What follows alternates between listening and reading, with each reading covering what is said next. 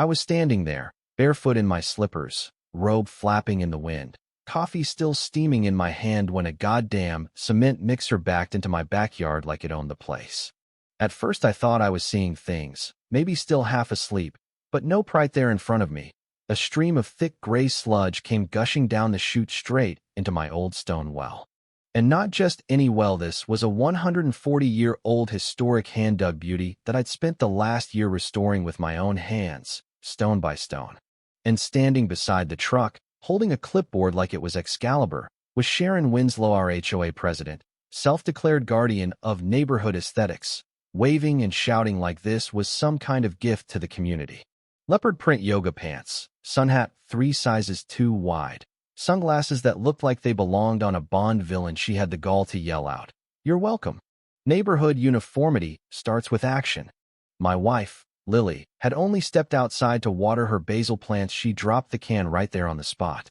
I could feel her next to me, frozen, jaw slack. I could almost hear her engineer brain trying to compute what the hell was happening. See, Lily used to work for the city's infrastructure department. Water systems, sewer lines, utility grids, not someone you want to mess with when it comes to underground anything. And right then, she turned to me and muttered through clenched teeth, "She messed with the wrong map." Now here's the thing. We bought that house because it was quiet, historic, tucked on the edge of town where the HOA's grip was supposed to be lighter. But turns out this HOA was different, especially with Sharon at the helm. Most homes in the area were locked into these overpriced HOA utility contracts. Water bills were insane. People were basically paying for liquid gold. But not us. Our house had this legally permitted, municipally grandfathered well. Certified by the Historical Society, no less. We had freedom, self-sufficiency, and Sharon hated that from the moment she laid eyes on it. She started with complaints. The well violates community design codes. It's visible from the street. The pulley makes it look like a farm. Then came citations, ridiculous ones, like the color of the bricks being off-tone. We challenged everyone. Won every time. But Sharon didn't like losing. And people like her? They don't just stop. They escalate.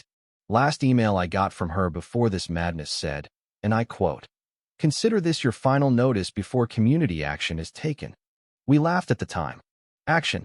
What action? We had permits, legal counsel, historic documentation. What could she possibly do? Well, turns out she could rent a cement truck. By the time I ran outside, the well was already 3/4 full. I shouted, "Are you out of your damn mind? That's a protected structure."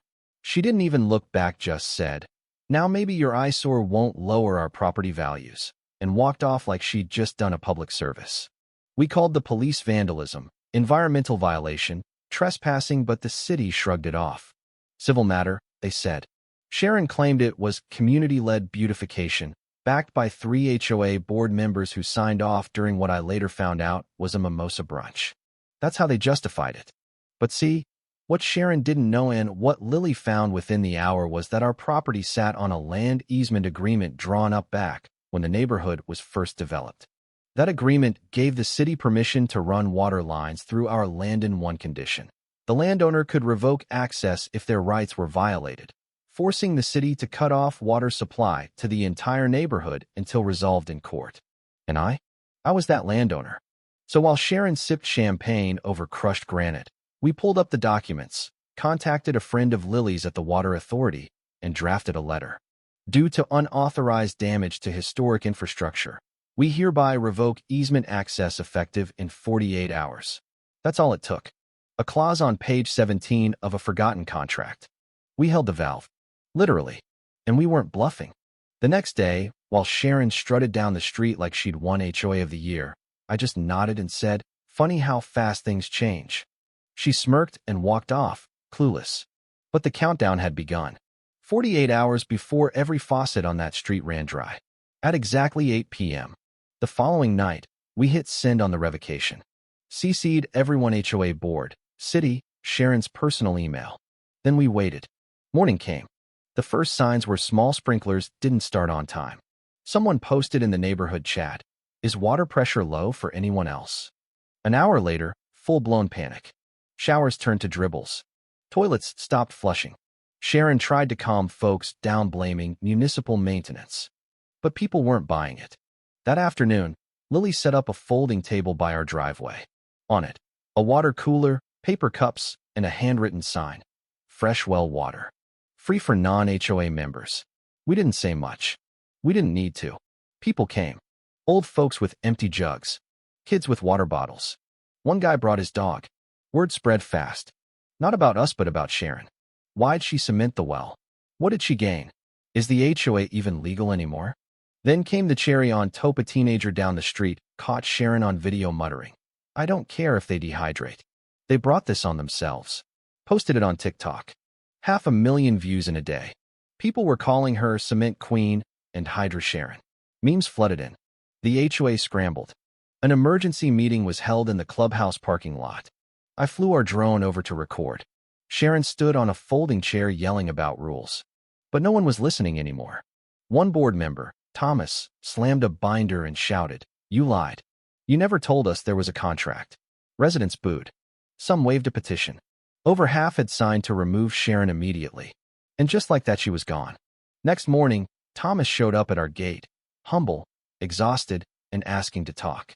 We said yes in one condition. Lily sits in two. Around our patio table, he apologized. We laid out terms: full reimbursement for the well, written apology, and a new HOA rule that forbade any interference with historic private property. He agreed. We signed the water reinstatement order. The city turned the valve. Faucets hissed, then flowed. A week later, a preservation crew came to dig out the concrete. Took them 5 days, but finally, the water trickled up again. Clean, cold, alive. The city even installed a brass plaque. Protected historic water source. Tampering is a felony. And for the first time in months, the neighborhood felt different. Kids played in front yards again. People waved more. Even the old guy down the block, who once avoided eye contact, dropped off a bottle of wine with a note that said, "Thanks for holding the line when the rest of us didn't." One evening, someone asked if we'd consider joining the HOA board. Lily laughed. I said, "No thanks. We don't want to run anything, we just want peace." And then someone else asked, "Think Sharon will ever come back?" I paused, looked out over our lawn, now green and quiet, then said, "Maybe. But if she does, at least now we've got a sign that says she can't pour cement over the truth and get away with it." So yeah, in the end, it wasn't about the water. It was about control, about boundaries, about the kind of power that comes not from yelling the loudest but from knowing where the shutoff valve is and having the guts to use it. If you've ever dealt with an HOA like this, or if you've ever watched someone abuse power and thought, "Why doesn't anyone do something?" leave your story in the comments. I want to hear it. Share this video if you believe that respect, law, and a little stubbornness still matter in the world. Because sometimes the quietest people hold the strongest leverage, and sometimes a well is more than just a hole in the ground.